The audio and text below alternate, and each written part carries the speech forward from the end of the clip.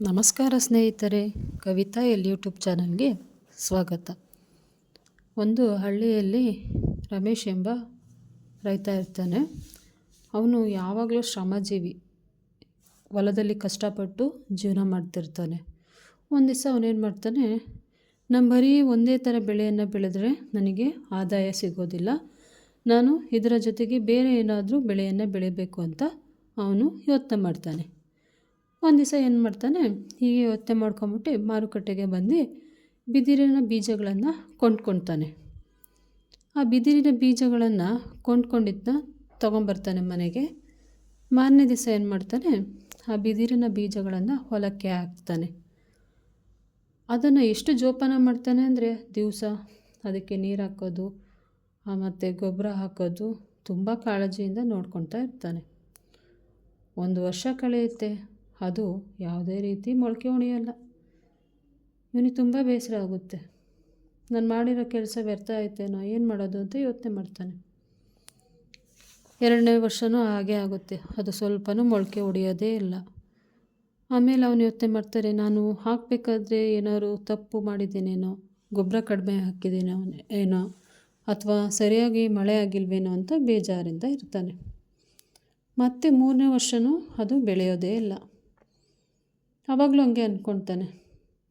ಆದರೆ ಮೂರನೇ ವರ್ಷ ಏನಾಗುತ್ತೆ ಅಂದರೆ, ಹಳ್ಳಿಯ ಜನರು ಅವನನ್ನು ನೋಡಿ ನಗಾಡ್ತಾರೆ. ನೀನು ಹಾಕಿರೋ ಬೀಜ ಮೊಳಕೆನೇ ಹೊಡೆದಿಲ್ಲ, ನೀನು ಅದಕ್ಕೆ ಎಷ್ಟೇ ಗೊಬ್ಬರ ನೀರು ಹಾಕಿ ಬೆಳೆಸಿದ್ರೂ ವ್ಯರ್ಥನೇ, ಅದು ಬೆಳೆಯೋದಿಲ್ಲ ಅಂತ ಎಲ್ಲರೂ ನೋಡಿ ನಗಾಡ್ತಾರೆ. ಇನ್ನು ತುಂಬಾ ಬೇಸರ ಆಗುತ್ತೆ. ನಾನು ಇಷ್ಟೊಂದು ಕಷ್ಟಪಟ್ಟು ಎಷ್ಟು ಶ್ರಮ ವಹಿಸಿ ಮಾಡಿದ್ರೂ ಏನು ಬೆಳೆ ಬೆಳೀತಕ್ಕೆ ಆಗ್ತಾನೆ ಇಲ್ವಲ್ಲ, ಬಿದಿರಿನ ಬೆಳೆ ಅಂತ ಯೋಚನೆ ಮಾಡ್ತಾನೆ. ನಾಲ್ಕನೇ ವರ್ಷವೂ ಹೀಗೆ ಆಗುತ್ತೆ. ಅವನು ಬರೋದು, ನೀರು ಹಾಕೋದು, ಗೊಬ್ಬರ ಹಾಕೋದು ಹೀಗೇ ಆಗುತ್ತೆ. ಆದರೆ ಎಲ್ಲೂ ಸಹ ಅವನು ನನ್ನ ಕೈಯಲ್ಲಿ ಆಗಲ್ಲ, ನಾನು ಮಾಡಲ್ಲ, ಅದನ್ನು ಬಿಟ್ಬಿಡ್ತೀನಿ ಅನ್ನೋದು ಅವನ ಬಾಯಲ್ಲಿ ಯಾವತ್ತೂ ಬರೋಲ್ಲ. ಯಾವಾಗಲೂ ಶ್ರಮ ಪಡ್ತಾನೆ ಇರ್ತಾನೆ. 5ನೇ ವರ್ಷಕ್ಕೆ ಏನಾಗುತ್ತೆ, ಸ್ವಲ್ಪ ಮೊಳಕೆ ಹೊಡೆಯುತ್ತೆ ಬಿದಿರಿಂದು. ರಮೇಶನಿಗೆ ತುಂಬ ಖುಷಿಯಾಗುತ್ತೆ. ಮೊಳಕೆ ಬಂತಲ್ಲ, 5 ವರ್ಷ ಆದಮೇಲೆ ಮೊಳಕೆ ಬಂದಿದೆ ಅಂದರೆ ಅವನಿಗೆ ತಾನು ಮಾಡಿದ ಕೆಲಸ ತೃಪ್ತಿ ಆಯಿತು ಅಂತಲೇ ಲೆಕ್ಕತಾನೆ. ಅವನಿಗೆ ತುಂಬಾ ಖುಷಿಯಾಗುತ್ತೆ. ಅದು ಮೊಳಕೆ ಹೊಡೆದಾದ್ಮೇಲೆ ಒಂದು 5-6 ತಿಂಗಳಲ್ಲೇ ಏನಾಯಿತು, ಒಂದು 6 ಅಡಿ ಎತ್ತರಕ್ಕೆ ಬೆಳೆದ್ಬಿಡುತ್ತೆ.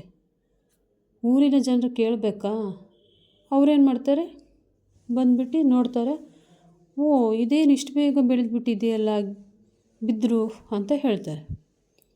ಅವನಿಗೆ ರಮೇಶನ ಕೋಪ ಬರುತ್ತೆ. ಅದು ತನ್ನ ಬೇರುಗಳನ್ನು ನೆಲದಲ್ಲಿ ಗಟ್ಟಿಯಾಗಿಸಿಕೊಂಡು ನಂತರ ಮೊಳಕೆ ಹೊಡೆದು ಬೆಳೆದಿದೆ. ಅದು 5 ವರ್ಷದಿಂದ ನಾನು ಶ್ರಮವನ್ನು ಪಟ್ಟಿದ್ದೀನಿ ಅಂತ ಹೇಳ್ತಾನೆ. ಆವಾಗ ಊರಿನ ಜನರು ಅಂತಾರೆ, ಇವನು ಯಾರು ಶ್ರಮ ಪಡ್ತಿದ್ದೀನಿ, ಇವನೇ ಶ್ರಮ ಪಟ್ಟಿದ್ದಾನೆ ಅಂತ ಎಲ್ಲರೂ ಮನಸ್ಸಲ್ಲಿ ಬೈಕೊಂಡು ಹೋಗ್ತಾರೆ. ಆದರೆ ಇವನು ಯಾವತ್ತೂ ಅವನು ಪರಿಶ್ರಮವನ್ನು ಬಿಡೋದೇ ಇಲ್ಲ. ನನ್ನ ಕೈಲಿ ಆಗುತ್ತೆ, ನಾನು ಮಾಡೇ ಮಾಡ್ತೀನಿ ಅನ್ನೋ ಧೈರ್ಯದಿಂದ ಎಲ್ಲ ಕೆಲಸವನ್ನು ಮಾಡ್ತಾನೆ ಅವನು ಪಾಪ. ನಂತರ ಏನಾಗುತ್ತೆ, ಅದು ಬಿದಿರು ದೊಡ್ಡದಾಗಿ ಬೆಳೆಯುತ್ತೆ. ಅವನಿಗೆ ಒಳ್ಳೆ ರೇಟಿಗೆ ಅದು ಮಾರಾಟ ಆಗುತ್ತೆ. ಅವನು ಪಡೆತಿದ್ದ ಕಷ್ಟ ಎಲ್ಲ ಏನಾಗುತ್ತೆ, ಅವನು ಕನಸು ಕಾಣ್ತಾ ಇದ್ದ ಜೀವನದಲ್ಲಿ ನಾನು ಈ ಥರ ಆಗಬೇಕು ಅನ್ನೋದು ಅವನ ಮನಸ್ಸಲ್ಲಿ ಇರ್ತಾಯಿತ್ತು. ಅದನ್ನು ಸಹ ಅವನು ದೊಡ್ಡ ಶ್ರೀಮಂತ ಆಗ್ತಾನೆ. ಅವನು ಬಡತನದಲ್ಲಿ ಬೆಳೆದಿದ್ರೂ ಸಹ ಯಾವತ್ತವನು ಸೊಕ್ಕಿನಿಂದ ಮೆರೆಯೋದಿಲ್ಲ. ನಾವು ಇಲ್ಲೇನು ತಿಳ್ಕೊಬೇಕು ಅಂದರೆ, ನಮ್ಮ ಜೀವನದಲ್ಲಿ ಕಷ್ಟಗಳು ಬರ್ಬೋದು, ಅಥವಾ ಪರಿಶ್ರಮದಿಂದ ನಾವು ಮೇಲೆ ಬರೋದಕ್ಕೆ ಸಾಧ್ಯವಾಗುತ್ತದೆ ಅನ್ನೋದು ಈ ಕತೆ ಸ್ಟೋರಿ. ಏನಂದರೆ ಅವನು ಬಿಡಲಿಲ್ಲ. ನಾನು ಮಾಡೇ ಮಾಡ್ತೀನಿ ಅನ್ನೋದು ಆ ಧೈರ್ಯ ಅವನಿಗಿತ್ತು. ಆದ್ದರಿಂದ ಅವನು ಜೀವನದಲ್ಲಿ ಯಶಸ್ಸನ್ನು ಕಾಣೋದಕ್ಕೆ ಸಹಾಯ ಆಗುತ್ತೆ. ಊರಿನ ಜನಗಳು ಅವನು ನೋಡಿ ನಗಾಡಿದ್ದಾರೆ ಅಂತ ಅವನು ಅರ್ಧಕ್ಕೆ ಕೆಲಸವನ್ನು ಬಿಟ್ಟಿದ್ರೆ ಇವತ್ತು ಅವನು ಬಿದಿರನ್ನು ಚೆನ್ನಾಗಿ ಬೆಳೆದು ಒಂದು ಶ್ರೀಮಂತ ವ್ಯಕ್ತಿಯಾಗೋದಕ್ಕೆ ಸಾಧ್ಯ ಆಗ್ತಿರಲಿಲ್ಲ. ಯಾರೇ ಆಗಿರ್ಬೋದು, ನಮ್ಮನ್ನು ನೋಡಿ ಹೀಯಾಳಿಸಿದ ತಕ್ಷಣ ನಾವು ಆ ಕೆಲಸವನ್ನು ಆಗೋದಿಲ್ಲ ಅಂತ ಅಲ್ಲಿಗೆ ಕೈ ಚೆಲ್ಲಿ ಕೂರಬಾರ್ದು. ನಾನು ಮಾಡೇ ಮಾಡ್ತೀನಿ ಅಂತ ನಮ್ಮಲ್ಲಿ ಧೈರ್ಯ ಇರಬೇಕು ಫಸ್ಟು. ಆಮೇಲೆ ಎಲ್ಲದೂ ತಾನಾಗೆ ಕೂಡಿ ಬರುತ್ತೆ. ಇಲ್ಲಿ ನಮ್ಮಲ್ಲಿಗೆ ಧೈರ್ಯ ಇಲ್ಲ ಅಂದರೆ ನಾವೇನು ಮಾಡೋಕ್ಕಾಗುತ್ತೆ, ಏನೂ ಮಾಡೋಕ್ಕಾಗಲ್ಲ. ಆಡ್ಕೊಳೋರು ಆಡ್ಕೊಳ್ತಾರೆ, ನಗಾಡೋರು ನಗಾಡ್ಕೊಳ್ತಾರೆ. ಆಡ್ಕೊಳೋರು ನಮಗೆ ಊಟ ಬಟ್ಟೆ ಕೊಡ್ತಾರಾ? ಇಲ್ಲ ತಾನೆ. ನಗಾಡೋರು ಸಹ ಅಷ್ಟೇ. ಇವತ್ತು ನಗಾಡಿರ್ಬೋದು ನಮ್ಮನ್ನು ನೋಡಿ, ನಾಳೆ ನಾವು ಯಶಸ್ಸನ್ನು ಕಂಡಾಗ ಶಬಾಷ್ ಅಂತಾರೆ ಎಲ್ಲರೂ. ಇದನ್ನು ಎಲ್ಲರೂ ತಲೆಯಲ್ಲಿ ಇಟ್ಕೊಬೇಕು. ನಮ್ಮ ಪರಿಶ್ರಮ ತಕ್ಷಣಕ್ಕೆ ಯಶಸ್ಸು ಸಿಗದೇ ಇದ್ರೂ ಕಾಲಕ್ರಮೇಣ ನಮಗೆ ಯಶಸ್ಸು ಸಿಕ್ಕೇ ಸಿಗುತ್ತದೆ ಅನ್ನೋದು ಎಲ್ಲರೂ ತಲೆಯಲ್ಲಿ ಇಟ್ಕೊಬೇಕು. ಈ ಕಥೆಯ ನೀತಿ ಅಂದರೆ, ನಾವು ಜೀವನದಲ್ಲಿ ಯಾವುದೇ ಕಾರಣಕ್ಕೂ ಹೋಪ್ಸನ್ನು ಕಳ್ಕೊಬಾರ್ದು. ನಾವು ಇವತ್ತಲ್ಲ ನಾಳೆ ಸಕ್ಸಸ್ ಆಗೇ ಆಗ್ತೀವಿ ಅನ್ನೋದನ್ನ ಎಲ್ಲರೂ ತಲೆಯಲ್ಲಿ ಇಟ್ಕೊಂಡ್ರೆ ನಾವು ಉತ್ತಮ ವ್ಯಕ್ತಿಯಾಗೋದಕ್ಕೆ ಸಾಧ್ಯ ಆಗುತ್ತೆ.